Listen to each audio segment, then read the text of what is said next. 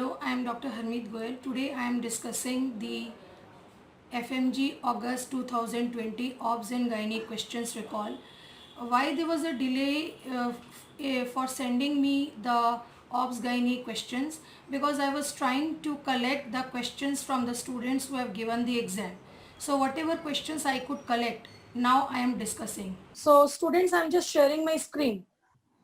So this is FMG August 2020 OBS and Gynae recall. Now the first question I've got it from the students is hormonal profile in a menopause.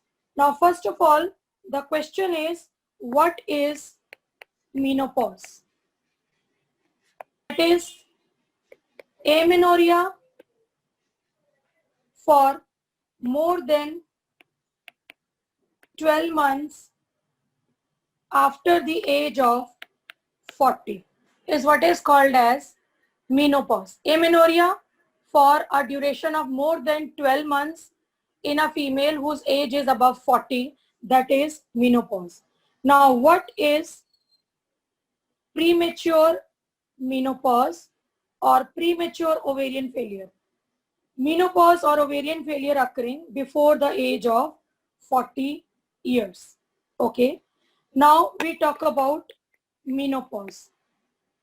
The average age for menopause is 45 to 50 years and and the average age is 47 years in India. Worldwide, the mean age for menopause is 51 years. This is an important question. So what is occurring in menopause is from the ovary there is no ovulation and estrogen progesterone is down. So endometrial lining proliferation and secretory changes are not occurring, hence leading to amenorrhea. Okay. Since down, estrogen progesterone is down, so there is no negative feedback inhibition. No negative feedback inhibition at the pituitary. So pituitary keeps on secreting high FSH and high LH. Always students, in my classes I have told you, whenever it is asked a menopause or a premature menopause, the answer will always be high FSH and high LH. Okay. So the correct answer in this question will be increased FSH and increased LH. Okay. Follicular stimulating hormone and luteinizing hormone. Students, these gonadotropins, FSH and LH, are called as gonadotropins, and this is secreted in the urine of the menopausal female and it is present for lifelong. This urine has been collected and by the purified techniques, the injection is made available for commercial use that we call it as human menopausal gonadotropin, which is an ovulation induction agent we use in infertility cases. Now next question. 14-year-old well-developed secondary sexual characters but amenorrhea. What should be done? 14-year-old female, the breast development is normal and axillary and pubic hair are developed normally. So breast is normal, axillary pubic hair are normal. These are called as secondary sexual characters. Hormone responsible for breast development is estrogen. Okay. So in this case, we have to wait till the girl attains 16 years of age. Okay. We cannot consider it to be primary amenorrhea before she attains. So we have to give her a benefit of 2 years to attain menarche. So in such a case, no treatment should be given to this female because according to your textbook shows, primary amenorrhea means In a 14-year-old girl, thelarche, pubarche, menarche not developed. This is usually in favor of Turner syndrome. Or in a 16-year-old girl, thelarche and pubarche is present, but no menarche. Then also we call it as primary amenorrhea. So we have to give her a benefit of 2 years. So no treatment should be given in this case. Next question. Identify the given karyotype, trisomy 21, trisomy 18, trisomy 13 or none. Whether it was written as Down syndrome, Turner syndrome, Patau syndrome, okay, that students are the better judge because we are just discussing the questions students have given the exam, okay. So once you get such a question, try to read all the chromosomes, pair of chromosomes, number 1, 2, 3, 4, 5, 6, 7, 8, 9, 10, 11, 12, 13, 14. So you will find here, there is 3 chromosomes, that is trisomy 21, and trisomy 21 is Down's syndrome. Trisomy 18 is Edwards syndrome. Trisomy 13 is Patau syndrome. So all the trisomies are associated with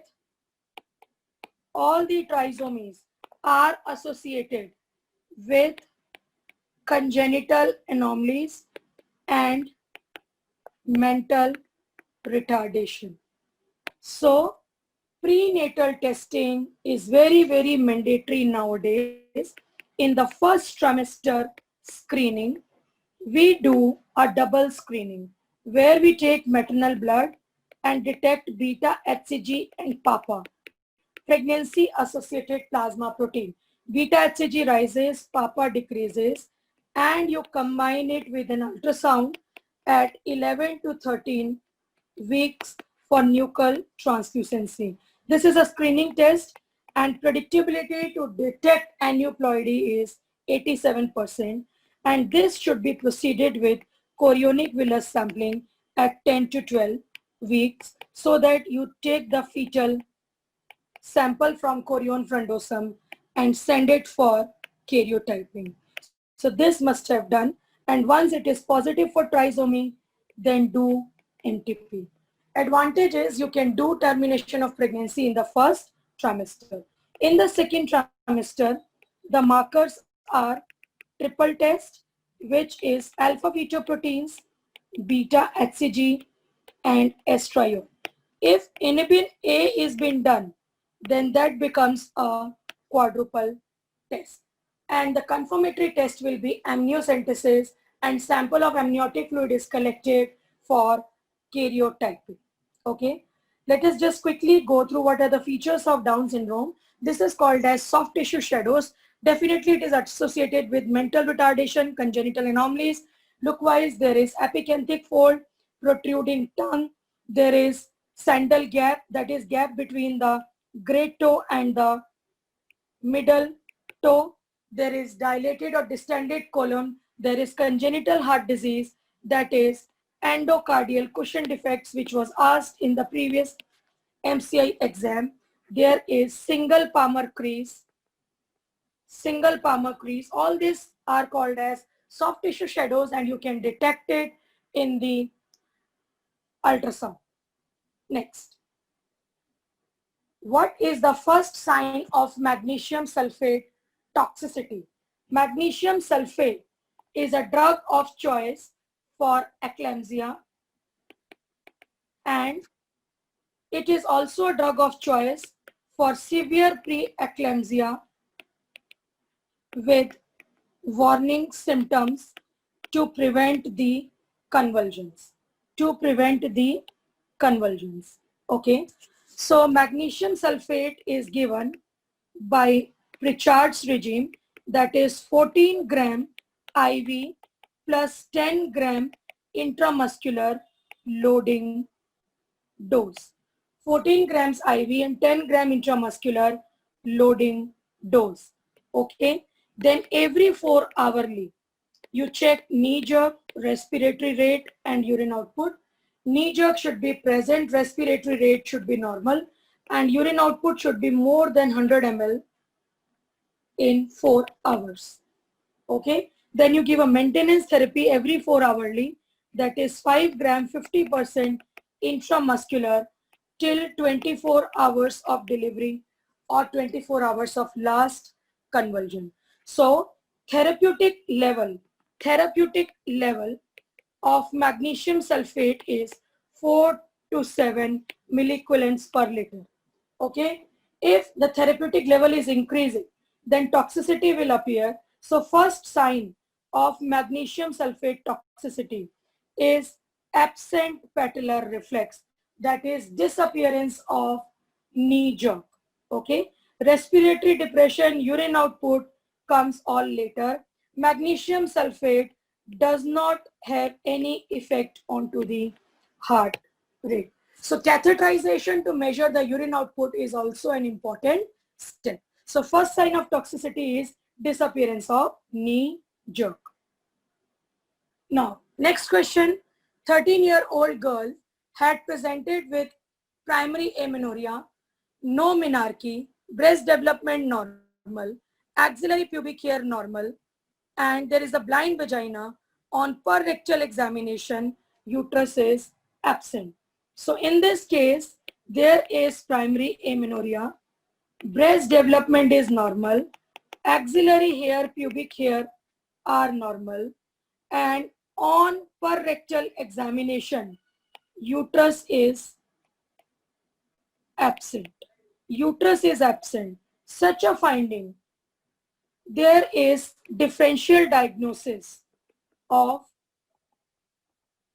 Mullerian agenesis. It cannot be Turner syndrome because breast development, axillary pubic hair are normal.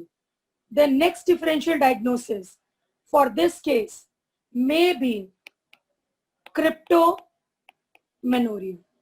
Cryptomenorrhea, where the cause is imperforate hymen, but in that case, the uterus is present. So this also you eliminate from the diagnosis. So Turner syndrome you eliminate because breast development, axillary pubic hair is normal, and in Turner syndrome, uterus is present. How do you rule out testicular feminization? Because in that case, axillary pubic hair will be absent. So that is also been ruled out. Okay, so the answer to this question is Mullerian agenesis. In an unmarried girl, you do general physical examination where you see breast development, axillary pubic hair development, and the genitalia is female. Then you go for a per rectal examination to rule out the presence or absence of the uterus, which is already written in this question. So the first step will be ultrasound. Next step will be hormonal profile and karyotype. Okay, so I would like to go for ultrasound in this case. Next, a patient presented with itching and greenish discharge per vagina. What is the causative agent? Greenish discharge, green color vaginal discharge you seen in trichomoniasis. Okay, which is an STD, and causative agent is Trichomonas vaginalis. That is a protozoa, and on further examination, there is strawberry spots in vagina, which is seen, and drug of choice is metronidazole. So in this question, the answer goes for trichomoniasis. Well, students, from other students, I have got a question that, ma'am, it was written as cheesy white vaginal discharge. So friends, if it is a cheesy white vaginal discharge, then that is candida, because itching is also seen in candida. Okay, if it is foul smelling discharge and there is clue cells seen and pH of vagina is mentioned more than 4.5, then that goes in favor of Gardnerella infection, which is bacterial vaginosis. So if there is a cheesy discharge, it is candida. If there is foul smelling, clue cells are written, or musty odor discharge, or pH more than 4.5, then Gardnerella. Okay, so you're a better judge because you have given the exam. Next, identify the type of uterine anomaly, unicornuate, septate, or didelphus. There are two Mullerian ducts. They fuse to form the uterus, fallopian tubes, cervix, and upper portion of vagina. If both the Mullerian ducts forms their own derivatives, then that condition is called as uterus didelphus. If one Mullerian duct does not fuse, just get attached, and another Mullerian duct forms its derivatives, then that condition is called as unicornuate uterus. And students, best investigation of choice to detect Mullerian duct anomalies is MRI scan. And the gold standard investigation for Mullerian duct anomalies is laparoscopy plus hysteroscopy, because it will be confirming your diagnosis as well as you can give the treatment. So screening investigation may be transvaginal scan or ultrasound, then invasive will be hysterosalpingography, the non-invasive to diagnose best will be MRI, and the gold standard will be laparoscopy plus hysteroscopy. So this question, the answer was unicornuate uterus. Okay, these are the other anomalies shown. This is septate uterus, this is bicornuate, uterus didelphus, and unicornuate. Friends, pregnancy can go uneventful in uterus didelphus. Septate uterus and bicornuate uterus are responsible for infertility, and they are responsible for recurrent abortions. Okay, so most common congenital anomaly of the uterus causing infertility or recurrent abortions, friends, answer will be septate uterus, and next answer will be bicornuate uterus. Next, there was an image given, and that was succinturita lobe. That is accessory lobe of placenta. Accessory lobe of placenta or extra lobe. This is associated with secondary postpartum hemorrhage. This is associated with secondary postpartum hemorrhage. So whether just a image was asked, that you are a better judge to know. So if a question was asked, it would have been framed like this. A pregnant lady delivered a child. 24 hours later, she came with heavy vaginal bleeding. Name the type of placenta responsible.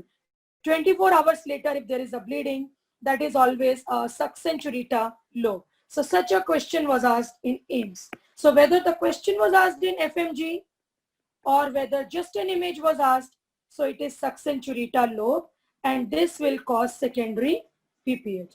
Filamentous insertion of placenta will cause vasa previa. And Battledore placenta usually does not cause anything. It is just placenta is attached to the margin. Umbilical cord is attached to the margin of placenta. Now next image was identified.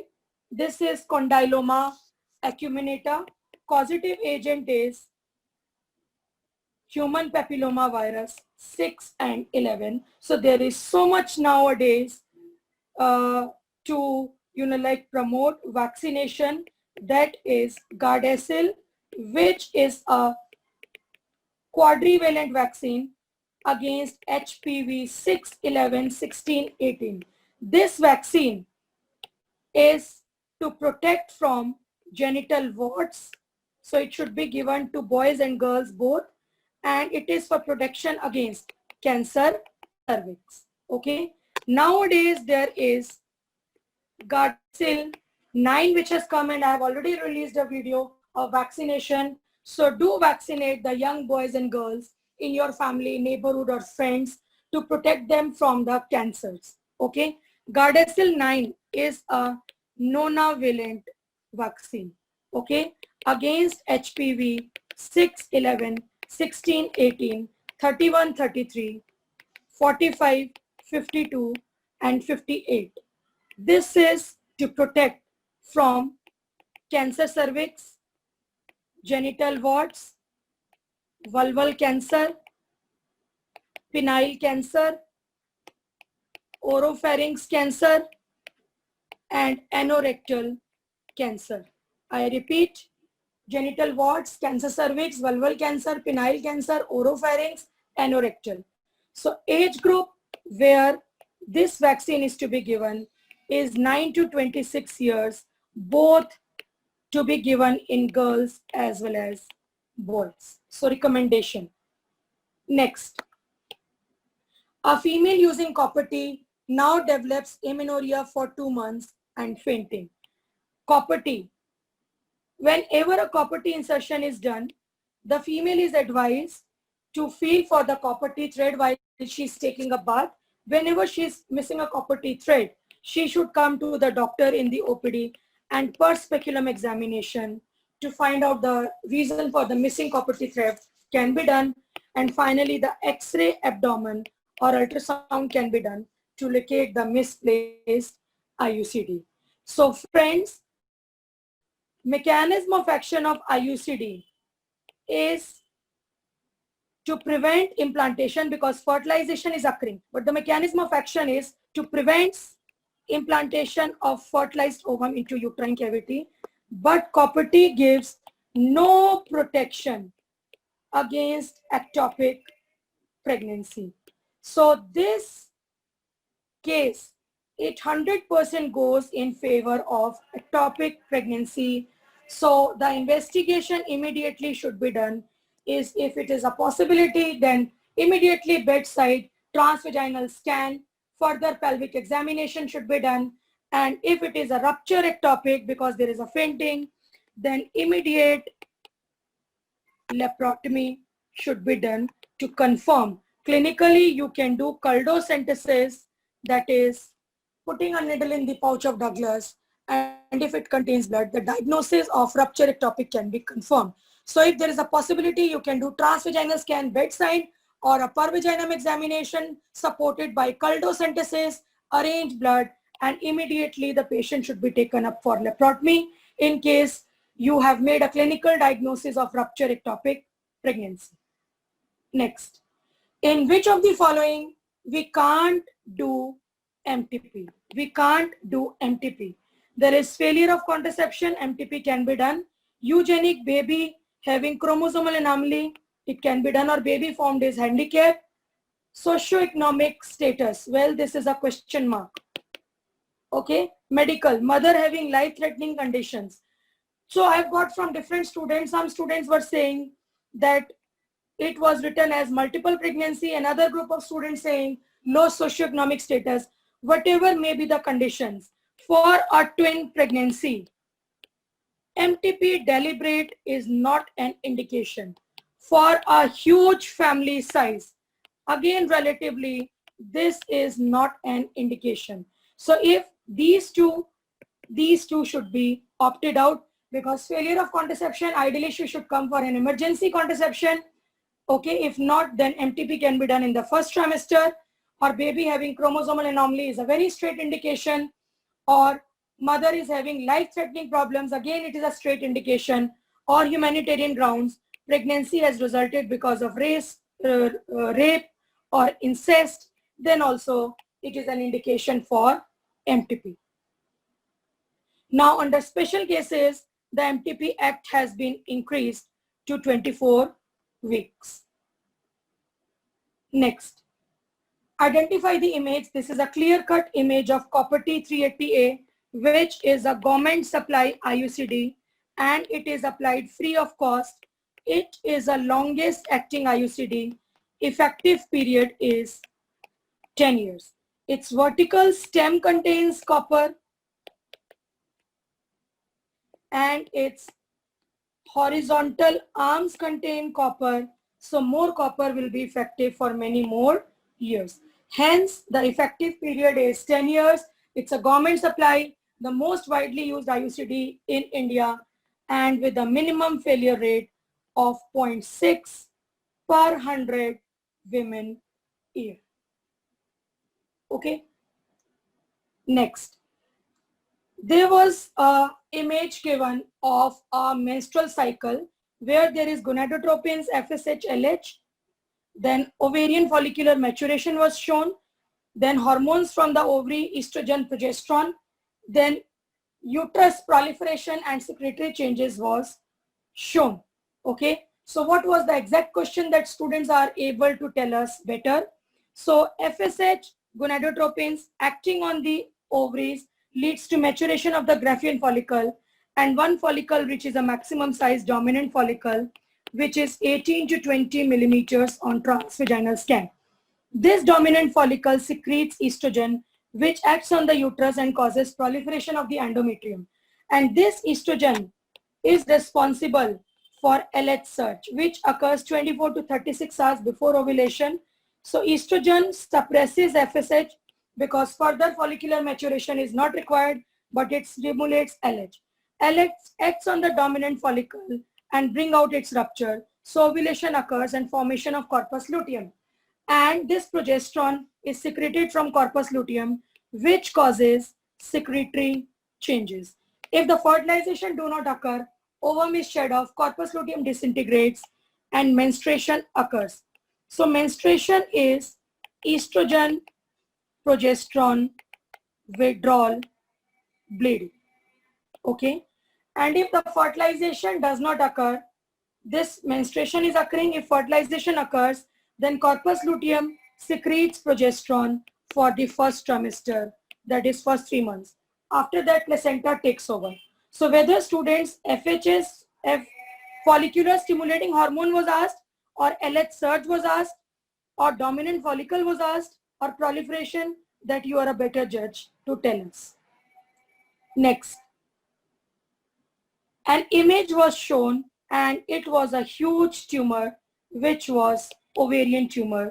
And this is an image of mucinous cyst adenoma, which is a largest ovarian tumor. In the undergraduate textbook shows there was a lady given with a huge abdomen. Okay. In spite of the bigger size, this tumor is benign. So it is a mucinous cyst adenoma. Next, mother complaining that her baby has not drinking properly from the breast and now complains of pain and swelling in the breast. After the delivery, the suckling or the baby on the breastfeeding was put less because she must have pain and swelling in the breast. Well, the most important cause for this condition is breast engorgement. Okay, breast engorgement, where there is pain and swelling in the breast. Okay, and what is the treatment for this?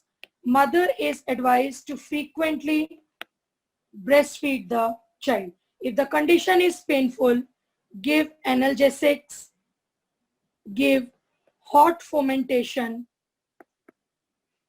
She can use breast pump to express the breast milk, and she is advised to use tight breast support. And if the condition is not sorted out, then you can give injection oxytocin intramuscular.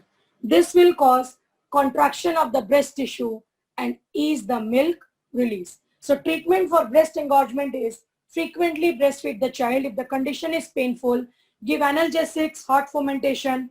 She can express the breast milk from using the breast pump, or give a tight breast support and give injection oxytocin if condition is not sorted out. Now there was a question on endometriosis, that the most common symptom, presence of endometrial glands outside the uterus, the most common site being the ovary. Okay, and the most common symptom is always congestive dysmenorrhea, clearly written in your undergraduate textbook shows. So there is a classical presentation of dysmenorrhea, menorrhagia, and infertility if the patient is married. So I would like to mark the answer as dysmenorrhea. And in the previous exam, they have asked the gold standard investigation in December 2019 FMG. So the answer is laparoscopy, because that is diagnostic as well as therapeutic. Next, 14 weeks pregnancy, 14 weeks pregnancy, and doctor has given 200 microgram of misoprostol. Misoprostol is prostaglandin E1. And friends, this is most commonly used drug nowadays for MTP or abortion and for management of postpartum hemorrhage.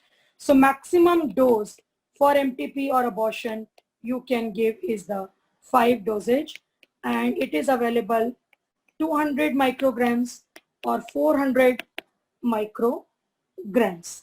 So misoprostol, the absolute contraindication is bronchial asthma or previous classical cesarean scar.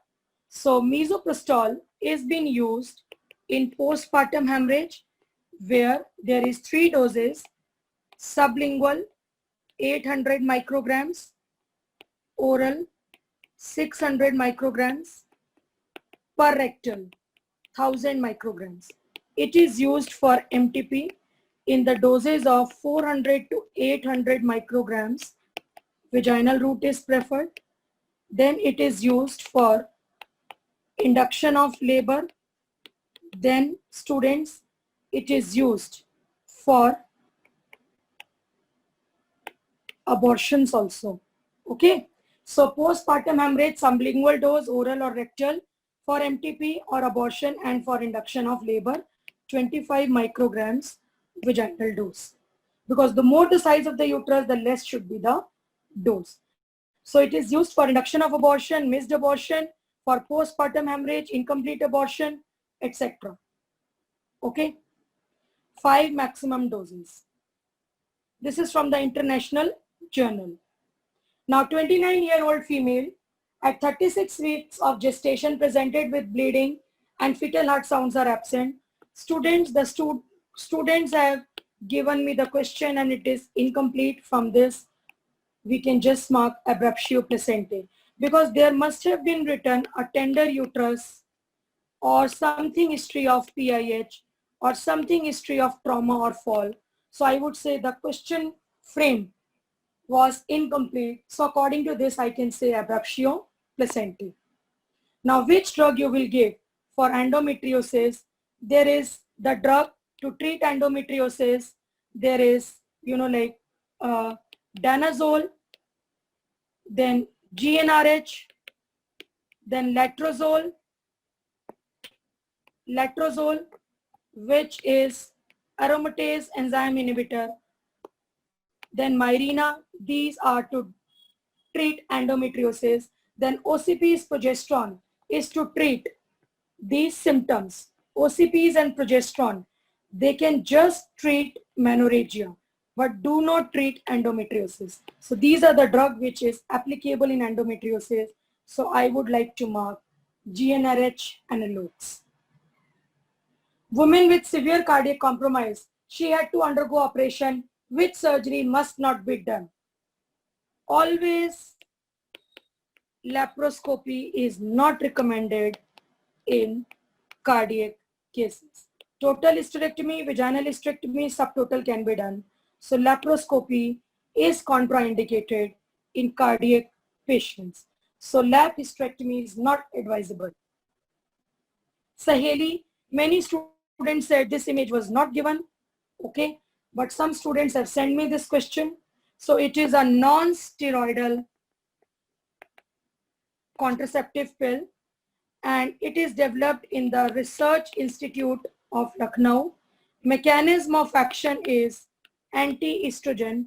It is to be given twice a week for 3 months, followed by once a week, and failure rate is 1.83 per 100 women year. So it's a non-steroidal contraceptive pill developed in the Research Institute of Lucknow. Mechanism of action is anti-estrogen. It's given twice a week for 3 months, followed by once a week. Failure rate is 1.83 per 100 women year. Now 30-year-old unmarried female presents with amenorrhea. Other things were normal. Again, the form of the question, I find information something is lagging behind, but whatever the students have given us, a 30-year-old female. So any female in the reproductive age group presents with amenorrhea, always pregnancy should be ruled out first. Then you think of doing further investigation. So I would like to go for urine pregnancy test. Of course, the history should be taken whether she is sexually active or not. So I would like to go for urine pregnancy test as my first investigation before I proceed to anything else. Next, which pelvis favors occipito-posterior is always anthropoid and android pelvis. So gynecoid pelvis, the cavity is circular, normal delivery easily occurs. Anthropoid pelvis, the anteroposterior diameter is more. This is anthropoid, which favors the occipito-posterior, and deep transverse arrest chances are also there. Then there is heart-shaped pelvis or male type. Deep transverse arrest occurs here also. This is android pelvis, and this is platyploid pelvis. So answer to this question is anthropoid. So what are the causes for occipito-posterior? Is anteriorly placed placenta, anthropoid, flat sacrum, pendulous abdomen. Okay, maybe better, maybe just matter of chance. Occipito-posterior per se is not an indication. In majority of the cases, the occiput rotates and delivery occurs. In less number of cases, it gets arrested or in the posterior position, that is oblique arrest, or in the direct position, or at the ischial spine, deep transverse arrest. So when there is delay in the stages of labor or arrest is occurring, we can go for emergency cesarean section. Per se, it is not an indication for elective cesarean section. Then some students have sent me a question. Question was asked on lactogenesis. So it is prolactin. Estrogen, progesterone causes mammogenesis, preparation of mammary gland for milk secretion. Oxytocin causes galactokinesis, which means milk ejection. So prolactin from anterior pituitary is released.